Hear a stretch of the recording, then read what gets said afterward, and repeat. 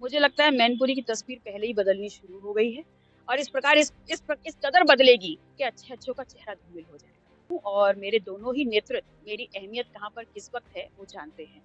और मैं मैनपुरी के चुनाव के लिए प्रतीक्षा सूची में हूँ। जैसे ही जिस वक्त मेरे नेतृत्व को लगेगा मुझे वहां जाना चाहिए, मैं निसंदेह अपनी पूरी 100% देने के लिए वहां जाऊंगी। नमस्कार, मैं हूं पंकज श्रीवास्तव और आप देख रहे हैं यूपी तक। इलाहाबाद विश्वविद्यालय में छात्र 81 दिनों से आमरण अनशन पर हैं और उनको समर्थन देने सिराथू की विधायक पल्लवी पटेल जी आई हैं। किस तरह से छात्रों को समर्थन दे रही हैं, क्योंकि छात्र काफी दिनों से यहाँ पर आमरण अनशन पर बैठे हैं फीस वृद्धि की मांग को लेकर। देखिए, यहाँ मुद्दा सिर्फ फीस वृद्धि को नहीं है, यहाँ छात्रों के भविष्य को लेकर के मुद्दा है। और फीस वृद्धि उसमें से एक पॉइंट जरूर हो सकता है, लेकिन जैसा कि छात्रों से बात करने मुझे समझ में आया कि उनकी बात सुनी ही नहीं जा रही है, कोई एक प्रतिनिधि मंडल को बुलाया ही नहीं जा रहा है वार्ता करने के लिए। तो मैं इस आंदोलन को धार देने के लिए ये सुनिश्चित करूंगी कि जो इनकी मांगे हैं वो माननीय मुख्यमंत्री जी तक पहुंचाई जाएं। और साथ ही साथ ये भी सुनिश्चित करूंगी कि कम से कम एक प्रतिनिधि मंडल यहाँ पर वाइस चांसलर से मिल पाए। और यदि ऐसा नहीं हो पाता है तो हम छात्र या छात्रों के साथ मैं हर एक गली से अपने छात्रों को बुला कर इस आंदोलन को धार देने के लिए सड़क से लेकर सदन तक का काम करेंगे। इस मुद्दे को क्या विधानसभा में उठाएंगे? अगर मुझे मौका मिलता है तो निसंदेह मैं तमाम जानकारी उपलब्ध करा करके वहां पर ये बात जरूर कहूंगी। यहाँ की जो वीसी है छात्रों से मिलती नहीं है, तो क्या लगता है कि उनके लिए किस तरह से आप एक मांग रखेंगे, उनसे भी मिला जाए? जी, मैंने वही कहा कि माननीय मुख्यमंत्री जी तक ये बात पहुंचाना। और उसके बाद मेरा ये भी काम रहेगा कि मैं एक प्रतिनिधि मंडल को यहाँ पर वाइस चांसलर से मिलवाऊं, ताकि जो भी प्रॉब्लम जैसी भी आ रही है उसको सॉर्ट आउट किया जा सके। अभी आपने कहा उप मुख्यमंत्री जो यहाँ पर केशव मौर्य जी आए थे, तो यहाँ पर नहीं आए, को आना चाहिए। हाँ, बिल्कुल, ये ज़िम्मेदारी है, सूबे के उप मुख्यमंत्री हैं।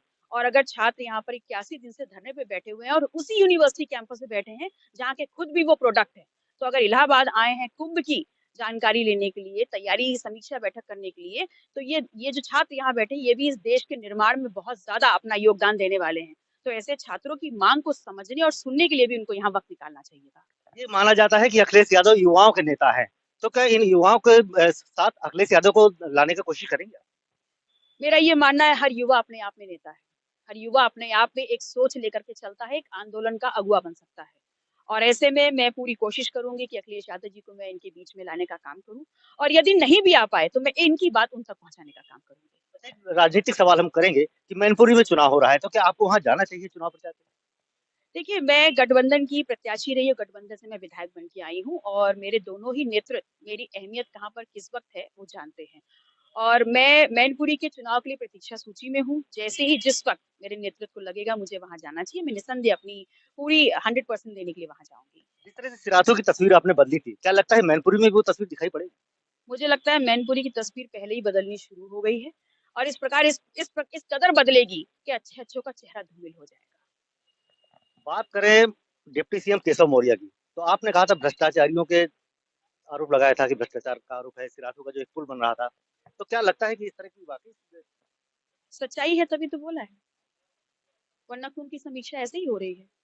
कुंभ के नाम पर, आस्था के नाम पर, लोगों की आस्था को उतारने के नाम पर उन्होंने पहले ही कुंभ में लाखों अरबों करोड़ों अंदर कर लिए हैं। अब दोबारा कुंभ की समीक्षा कर रहे हैं। इस बार छात्रों की प्रॉब्लम्स की समीक्षा कर ली होती तो शायद ये प्रदेश और देश और आगे बढ़ गया होता। अखिलेश यादव जी ने कहा है कि अपने कौशाम्बी पे ध्यान देना चाहिए उनको, क्योंकि कौशाम्बी की जो सिराथू विधानसभा उससे वो हारे थे।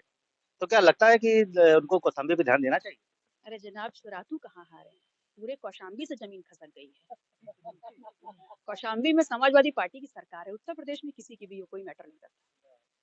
तो क्या इस बार भी वो तस्वीर फिर सामने दिखाई पड़े? बिल्कुल दिखाई पड़ेगी, बिल्कुल दिखाई पड़ेगी।